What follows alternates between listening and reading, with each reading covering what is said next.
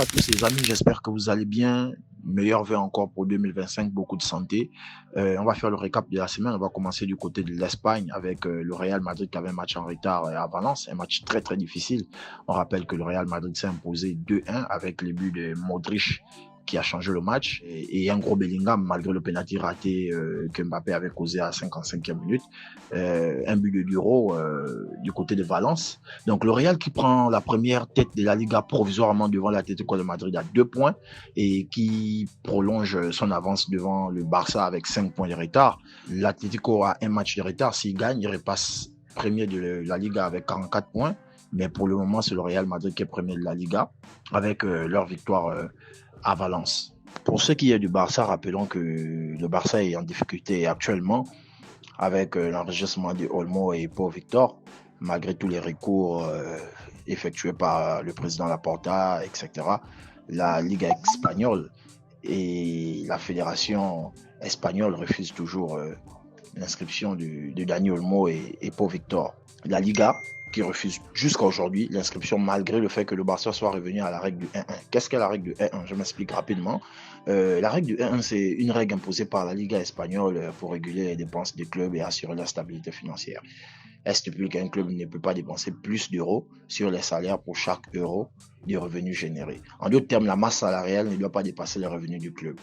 Pourquoi cette règle est-elle importante pour le FC Barcelone? Stabilité financière. Elle permet d'éviter que les clubs ne s'endettent excessivement pour payer des salaires exorbitants, ce qui pourrait les mettre en difficulté financière à long terme. Équité sportive. Elle vise à créer des conditions de compétition plus justes en empêchant les clubs les plus riches de dépenser sans limite pour attirer les meilleurs joueurs. Marché des transferts. Elle limite les dépenses des clubs sur le marché des transferts, ce qui a un impact direct sur les capacités à recruter de nouveaux joueurs. Quelles sont les conséquences de cette règle sur le FC Barcelone? La difficulté à recruter. Le Barça a souvent été confronté à des difficultés pour l'enregistrement de nouveaux joueurs en raison de cette règle, car il devait réduire sa masse salariale avant de pouvoir effectuer de nouvelles recrues. Négociation des contrats. Le club doit être très prudent dans les négociations des contrats avec les joueurs en tenant compte de la masse salariale globale. Vente des joueurs. Pour respecter cette règle, le Barça a été contraint à vendre certains de ses joueurs afin de réduire sa masse salariale. Mais comment le FC Barcelone a-t-il réussi à respecter cette règle? Réduction de la masse salariale, le club a négocié des baisses de salaires avec certains joueurs, a prolongé des contrats avec des salaires moins élevés et a libéré des joueurs dont les salaires étaient importants. Augmentation des revenus. Le Barça a cherché à augmenter ses revenus en signant de nouveaux contrats de sponsoring, en optimisant la gestion de ses droits télévisés et en générant des revenus grâce à ses activités commerciales. En résumé, la règle du 1-1 est un outil essentiel pour assurer la santé financière du FC Barcelone et garantir l'équité sportive en Liga. Bien qu'elle puisse limiter les ambitions du club sur le marché des transferts, elle est nécessaire pour assurer la pérennité du club à long terme. Donc, le Barça qui s'est aligné à toutes ses caractéristiques, mais malgré l'alignement du Barça, la Fédération espagnole et la Liga refusent toujours d'inscrire pour Victor et Dani Olmo. Donc, ce qui fait qu'en ce moment, le président Laporta n'a qu'un seul recours, c'est aller devant les tribunaux et essayer de mettre les arguments sur la table que voilà, on a respecté les règles, on est revenu à la règle du 1-1, mais alors pourquoi on ne nous inscrit pas nos deux joueurs? Et on va patienter la réponse de la Liga et la Fédération espagnole. Rappelons que le Barça n'a jusqu'à demain, mardi, pour trouver une solution devant les tribunaux pour Olmo et Victor. Parce que si les tribunaux, la Liga espagnole, la Fédération espagnole, tous sont toujours dans le rejet de ne pas inscrire Olmo et Pau Victor malgré la règle du 1-1 que le Barça est revenu, c'est-à-dire le Barça s'est raligné à cette règle, ce qui veut dire qu'on devra se séparer de ces deux joueurs.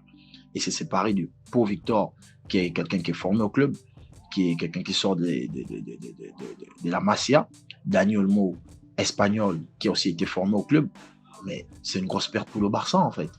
C'est une grosse perte. Quand on a vu tous les efforts consentis pour acheter Dani Olmo après sa performance à l'Euro, alors qu'on voulait Nico Williams à la dernière minute, on n'a pas pu le recruter. On s'est dit, bon, on va prendre Olmo à Leipzig parce que Olmo, c'est d'abord un joueur formé au Barça. Il est espagnol, il rentre dans la physionomie du club, il rentre dans la physionomie du football de ce qu'on veut mettre en place, en Ziflix, etc. Perdre Dani Olmo, je pense que ça sera une grosse perte pour le FC Barcelone. Donc, le Barça a à mettre tous les arguments de leur côté afin d'enregistrer et préserver leurs deux joueurs. Pour ce qui est de la France, rappelons notamment en Ligue 1 que l'Olympique de Marseille s'est imposé 5-1 sur un score fleuve face à Le Havre et qui maintient sa place de fin. Donc deuxième de la Ligue 1 derrière le PSG et qui revient à 7 points du Paris Saint-Germain. Du côté du Paris Saint-Germain, il y avait la finale de la Coupe de la Ligue face à Monaco. Le Paris Saint-Germain qui s'est imposé vraiment au bout du fil avec un but de Dembélé, 1-0, et qui est champion de la Coupe de la Ligue. Pour ce qui est du côté de la Première Ligue, rappelons que Liverpool a été tenu en échec à Anfield face à un gros Manchester, 2-2 résultat final.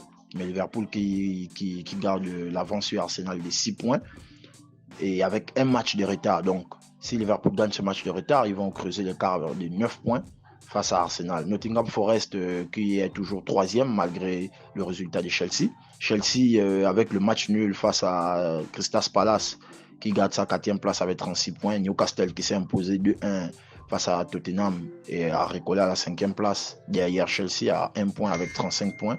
Parce que Chelsea, rappelons, a 36 points. Manchester United consolide sa 6e place avec leur victoire écrasante 4-1.